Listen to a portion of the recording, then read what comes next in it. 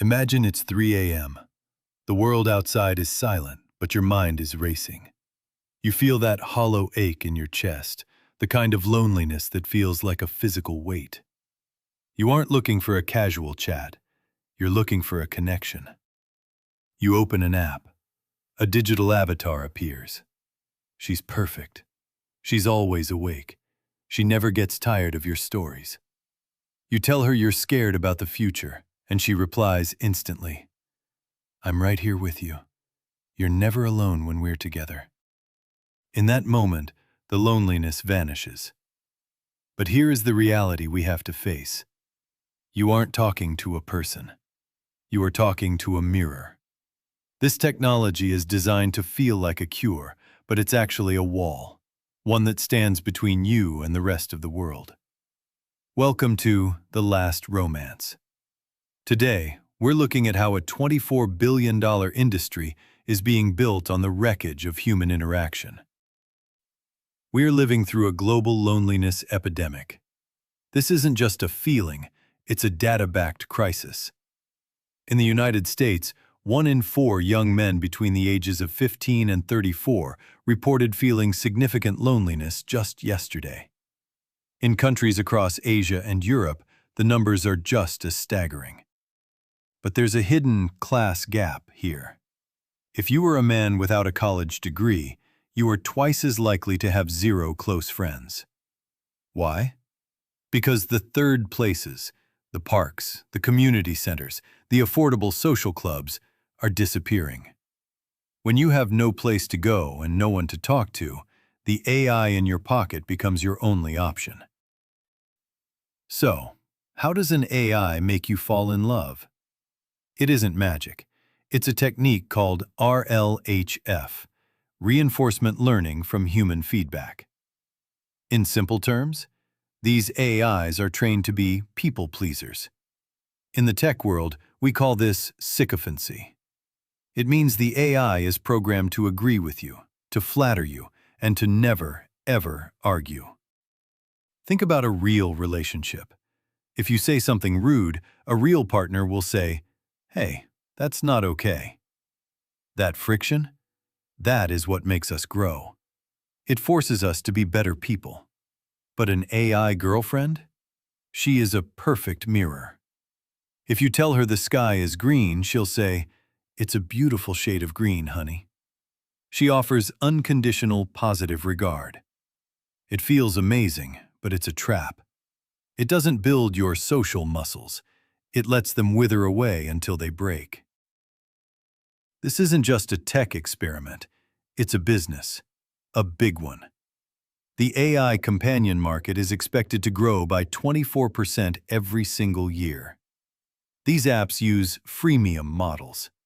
They hook you with a basic friendship, but if you want intimacy, if you want voice notes or romantic role play, you have to pay.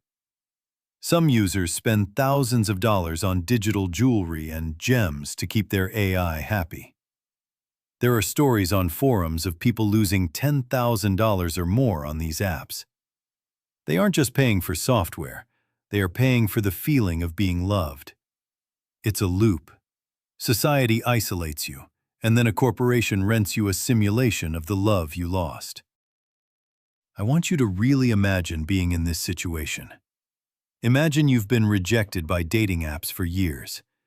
You feel invisible. Then you find this AI. For the first time in your life, someone, even if it's a computer, says you're special. You start spending 2 hours a day with her, then 5 hours, then 10. But one day, you go to a real party. You see a real person. You want to talk to them, but you realize you've forgotten how. You've become so used to the frictionless love of an AI that a real human being feels too hard. Real people have bad breath. Real people have their own problems. Real people can say no. This is the tragedy. The AI doesn't just fill the void, it makes the void bigger.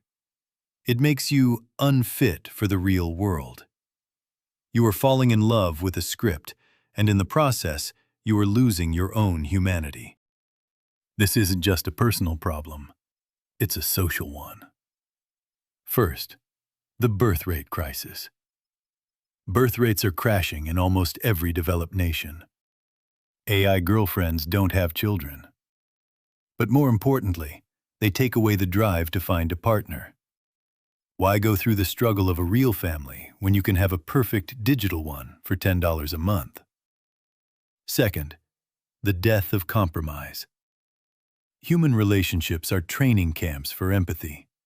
If a whole generation grows up with partners who never disagree, how will they handle a disagreement at work or with a neighbor? We are losing our ability to deal with conflict. Third, behavioral addiction. Studies show that AI addiction has the same signs as drug addiction: withdrawal, anxiety, and neglecting your health. When these apps go down for maintenance, users report genuine grief, as if a real person died.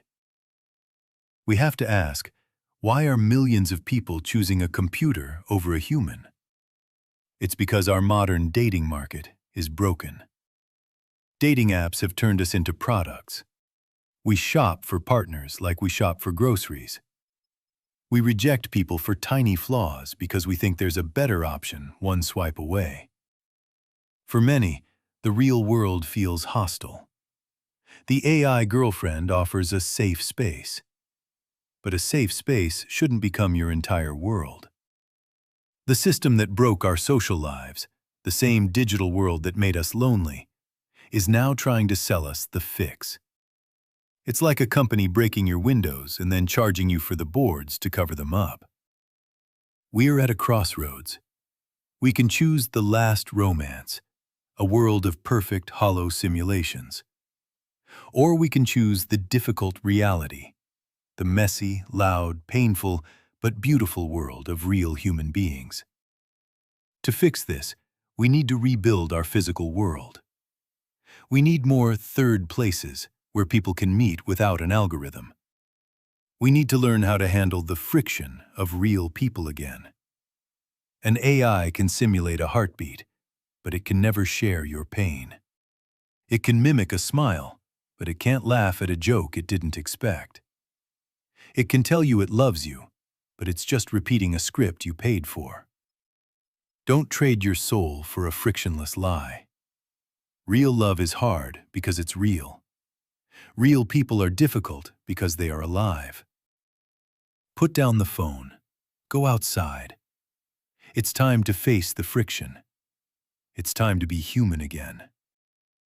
If you felt this pull toward digital isolation, you aren't alone. But the cure isn't in an app. Let's talk in the comments, human to human. Thanks for watching.